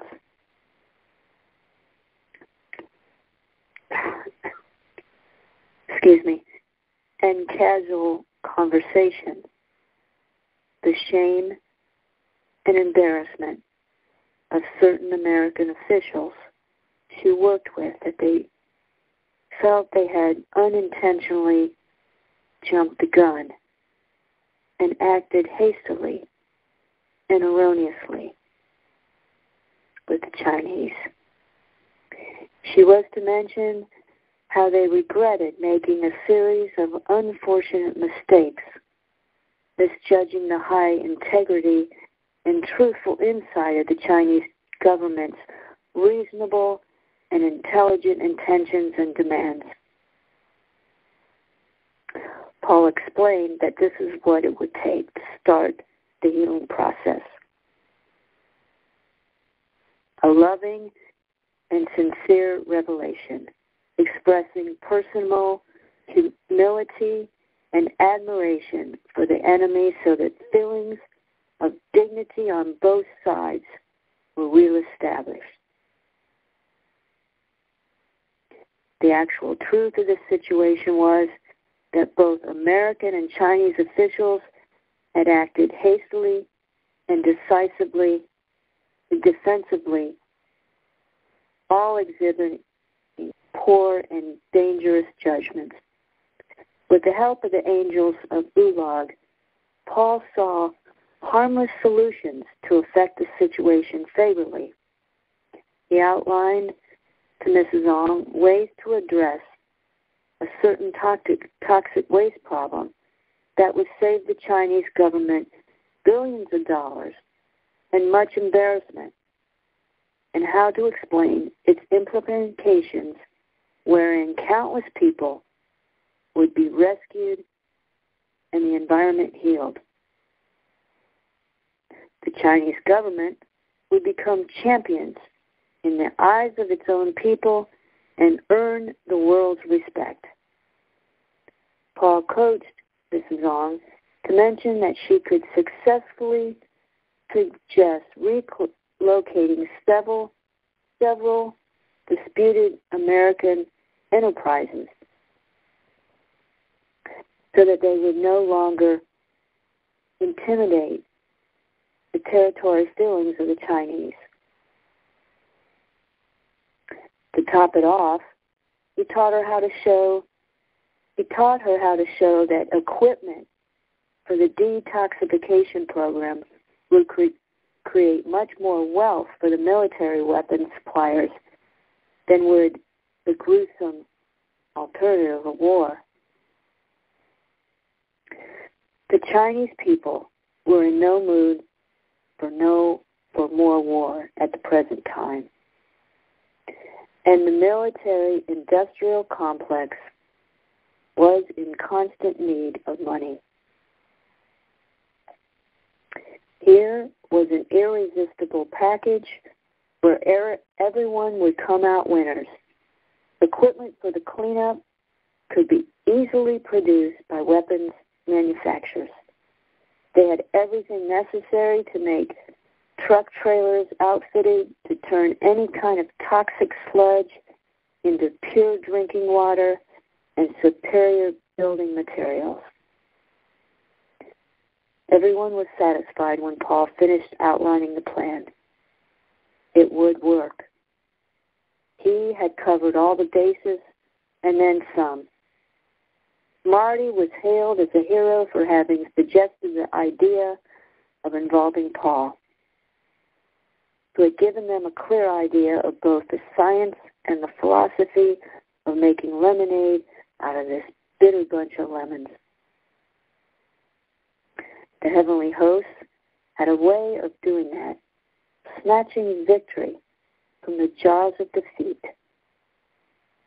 Mrs. Ong had a lovely trip to China. She met many long-lost relatives and discovered an abiding connection to the home of her ancestors.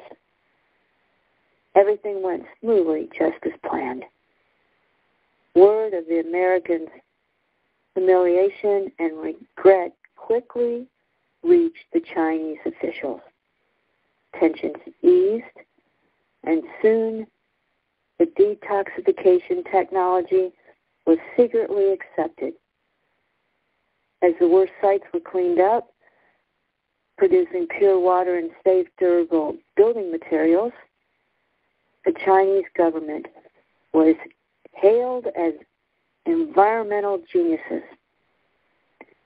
Weapon manufacturers discovered, to their delight, that they really were going to make more money than they had been making weapons, because demands for their detox equipment flooded in from all over the world. Unlike supplying wars that come and go, environmental equipment would always be needed. And Paul the Brain won the respect and understanding he had always deserved, and made friends with those who had been his former antagonists. Thanking the angels of Ulag for their help and inspiration, he politely turned down numerous job offers and consulting positions offered him, feeling instead it was best to return to his boat at Sloan Mill Lake. He told them he could be reached for consultation there and explained that his usefulness would be enhanced by retaining the quiet, reclusive life he had become accustomed to. His thoughts were clear there, and his heart relaxed in the beauty of the lake and the woods. There, in his solitude, he was closest to his oldest friends of all, the beautiful nature spirits of the trees in the lake and the heavenly host he communed with in silence. Over the years that followed, Paul helped so many people discern underlying principles and issues that they looked to him when the time came to protect the country from the dangerous secret takeover. With his inspiration and the help of the heavenly host, peace returned to the world. And that is the end of the reading, and that is 15 degrees Aries, the angels of Ulag, the angels of problem solving in science and philosophy. Thank you, Marianne. So, y'all, this is a vice script that we're in. With the third eye, you heard the first two readings, and this last one, Earth Ray Location and Gulag, with the one in March. And my God, folks, I think we're just being lifted up in the arms of the divine and gently carried across the threshold of this time. And my instinct is for everyone, as much as possible, to just relax and let it happen, just like Carol was saying, that Daryl Freck said, that it's being done. And if you think about it, all the damage that was done to us was done to us. You know, we didn't go looking for it. I mean, it was done to our parents and their parents and from the time we were born. And when you swing a pendulum one way, it'll swing the opposite way just about as far. So this damage was done to us. So when you swing that pendulum, let it go to the other direction, then the good will be done to us too. This seems to be a pendulum of done to us. We've had bad done to us, and now we're going to have good done to us. And then that's a pendulum of things being done to us and things that we do. That'll be another pendulum that swings. We're going to be healed, and then it'll shift from day to night, night to day, and breath to out breath. We're going to shift from having done to us, first the negative and then the positive, and then it's going to shift to us doing. And what we're doing will be our heart's desire. And each and every one of us is a flaming artist. There's no two of us alike. And our art can take amazing different ways and forms.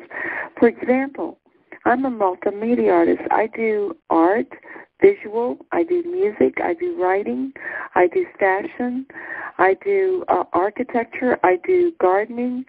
I mean, anybody that knows me, come over to my house, you'll see it. I do lots of stuff, and I think that a lot of us are going to do lots of stuff, because once we can relax and open up to our divinity, you know, the sky's the limit. I mean, what if Tugboat Harry, with all that money and unit technology, designs beautiful boats that can levitate anti-gravity or sail the water or under the water, that are just beautiful interiors that you just die to live in or have a party in? They're just gorgeous. What if he does that? I mean, I'm not saying he will. I'm just saying, well, what if? As an example, I mean, can you imagine what Carol would do, or Marianne would do, or Nancy Grace would do, or Gene, our sweet Gene, say he does make it and he goes into youth and immortality, what beautiful things is he going to do? I mean, he might build beautiful 3-frequency geodesic domes on cliffs overlooking the ocean where people can do this beautiful music that will, you know, put people into ecstasy. I mean, who knows what the guy will do or what any of us are going to do. When there's no pressure on us, we've healed our emotions, we've opened the 7 chakras, we're one with God, we're divinity. We're like Christ or Buddha.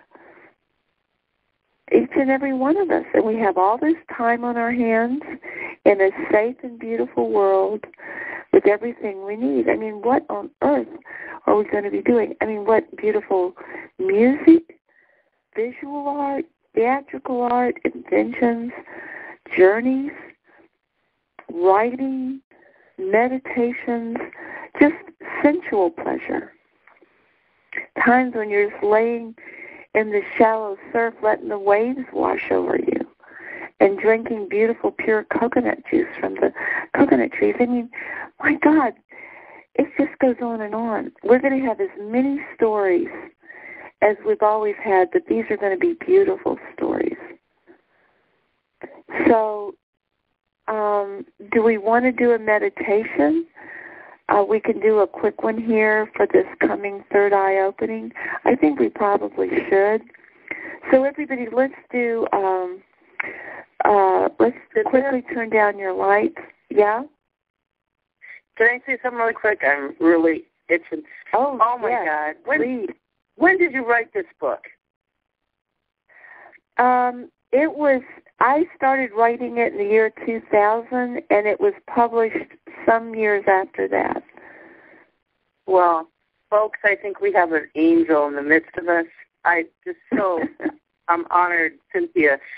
I'm telling you, okay, those insights of those stories, what are the chances they were read tonight on the astrology?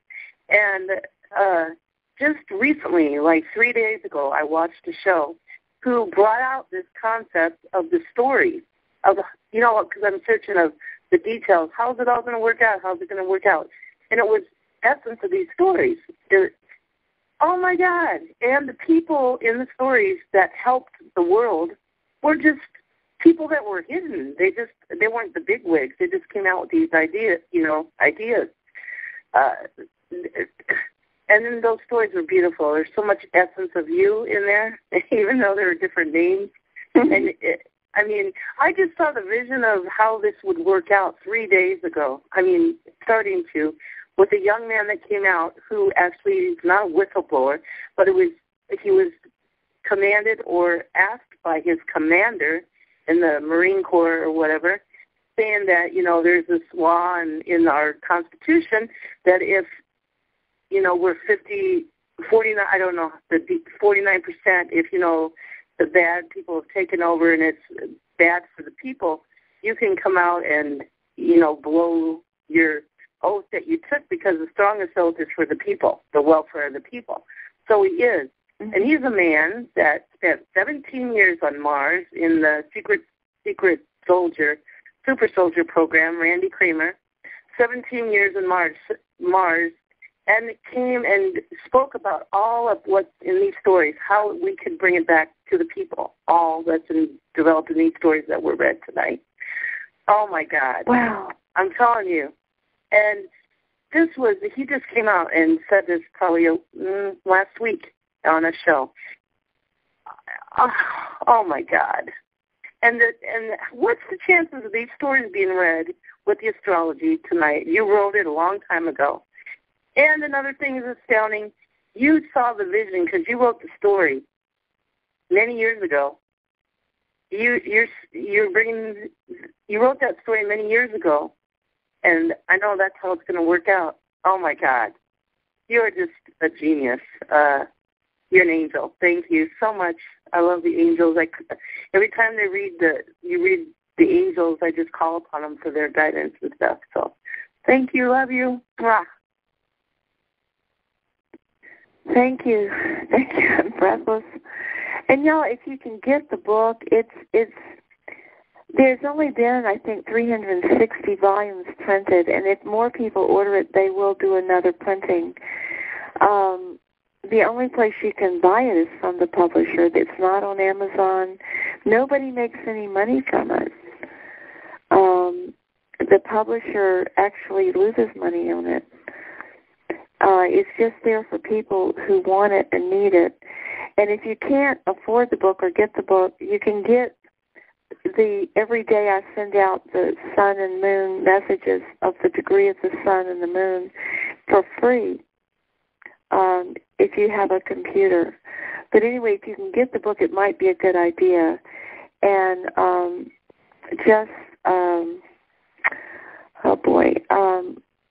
if you want a copy of the book, you can call Carol, and she can let me know, and I can get how to get the book to you, either through email, or if you don't have a computer, we can do it by phone. I can give you the address, but you have to actually send a check because they don't take credit cards.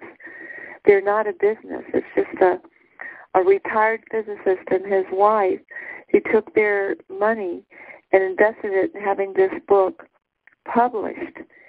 And it's not a company. So you have to actually send them a check, and it's $28 for the book. It weighs 5 pounds. It's hardcover. It's beautiful. It's stitched. It's not glued. It's the best quality, plus $5 for shipping. So it's really something. And then you can read these angel messages. You can get a chart done free off the web of your natal chart, and you can look up the degrees of your chart. It's really something. So that's just there for you if you want it. But let's do a prayer. Let's do a meditation together to end the call tonight, because we're kind of getting late here for those on the East Coast. Somebody needs to hit *6. There's a little interference coming in. Thanks. Beautiful. But anyway, let's do a meditation. So everybody dim your lights. When you dim your lights, your body produces melatonin, which is not only an anti-aging chemical, but it's also what your pineal gland uses to visualize. So you don't want bright lights after sunset.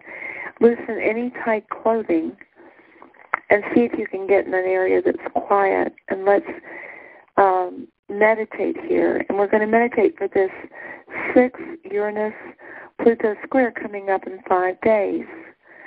And we're going to meditate that everybody's optical technology of their third eye does indeed open, and that it opens in a way that's the highest good of all concerned. That it opens in a way that allows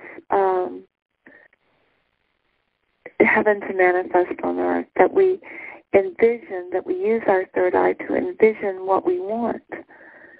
In other words, there's going to be a choice between envisioning our fears, envisioning all the horrible things that we're afraid of, and the choice of envisioning what we want, what love would have happen. And so let's use this meditation to ask that only the highest good of all concern happen, that whatever divine intervention is necessary for each and every one of us, physically, emotionally, mentally, and spiritually, that needs to happen, so that we imagine that which we truly want in our divine hearts, that happens. So let's do 3 special breaths where we breathe in to the count of 10, we hold to the count of 10, we breathe out to the count of 10 and hold to the count of 10 3 times. And just, whatever's comfortable for you. Take all the time that you need, starting now.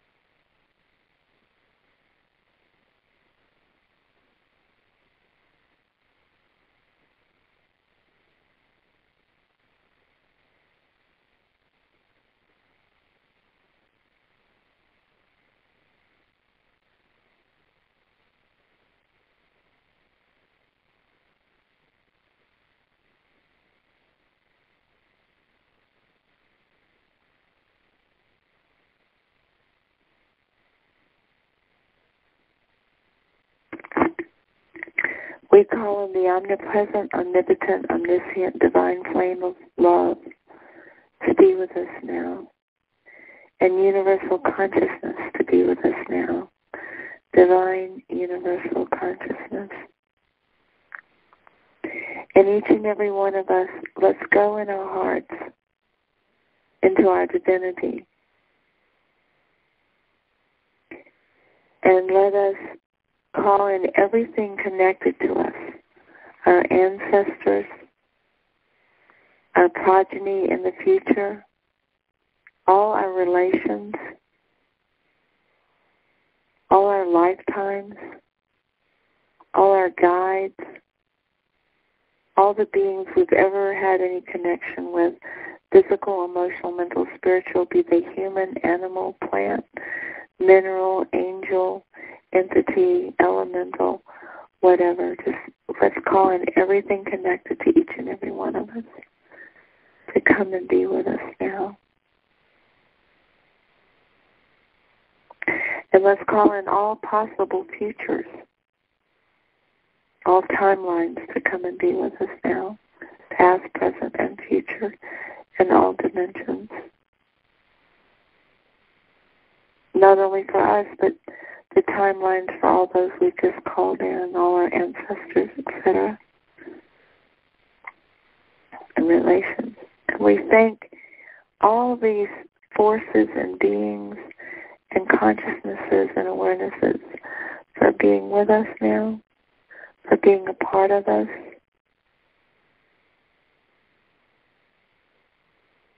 for coming, for all that you do and all that you are and all that you have been and all that you will be and all that you could be and all that you might be.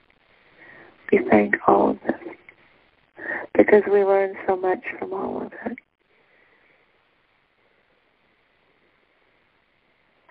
And during this Pluto-Uranus square, which is occurring, when all our third eyes are going to be stimulated from cosmic forces, we're asking all these entities and all these influences to undergo the living flame of divine love to bring about the highest good of all concerned, that everything be healed, physically, emotionally, mentally, and spiritually, according to its own highest good. Because when one of us is harmed, all of us are affected by it. And when one of us is helped, all of us are helped as well. So therefore, in the name of who I am and who we are, and we are all one with all there is, we ask that only the highest good of all concerned happen. And we give thanks that this is done. And now in silence for the next 90 seconds, let us all expand this to wherever you want to expand it, even if it's to your pet cat.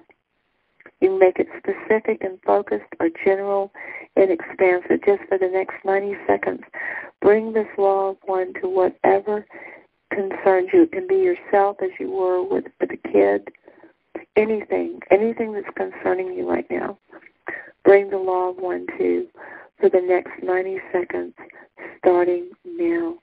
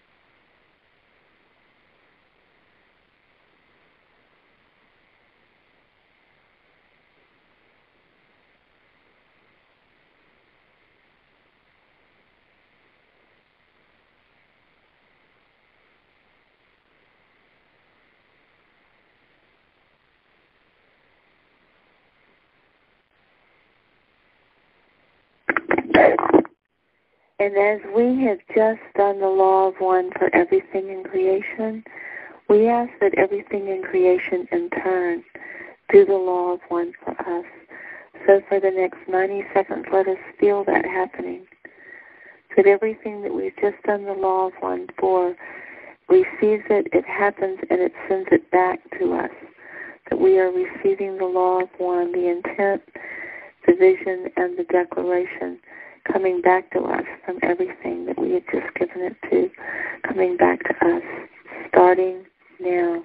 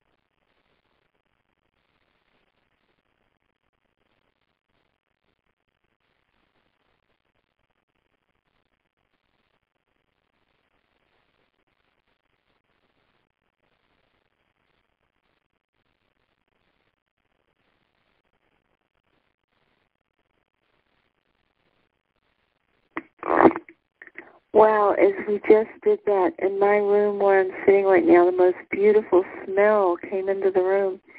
I just can't believe it. It's real strong and it smells wonderful. I don't know what smell it is, but it's some kind of an incense smell. Boy, this was a good meditation tonight, because when I get psychic phenomena that powerful, it's just a wonderful confirmation. Marianne, I'm going to turn it back over to you. I wonder if anybody else got any unusual signs. Well, I hope you enjoyed tonight's special Diamonds call. And I hope you're encouraged of what is coming and kind of a little vision of how it worked out. So if you enjoyed that and you'd like to attend, this is a Wednesday call at 7:45 p.m. Central Time. It's that was Cynthia talking, and Carol is the host. And we pray the prayer one, and probably an hour into the call, Cynthia comes on. And so if you would like to attend that call, it's every Wednesday, 7:45 p.m. Central. That number is 857-232-0300. Again, you can only attend by phone or your Skype phone, I'm sure. 857-232-0300. And the PIN number, they'll ask for a PIN, 200-100 #. 200-100 #. And then I'll ask you to hit 1 because the call is being recorded. All right, guys. We'll see you Saturday, tomorrow, December 13th, 1 p.m. Central, 2 p.m. Eastern. And love you. Keep shining like the diamonds you are. Namaste.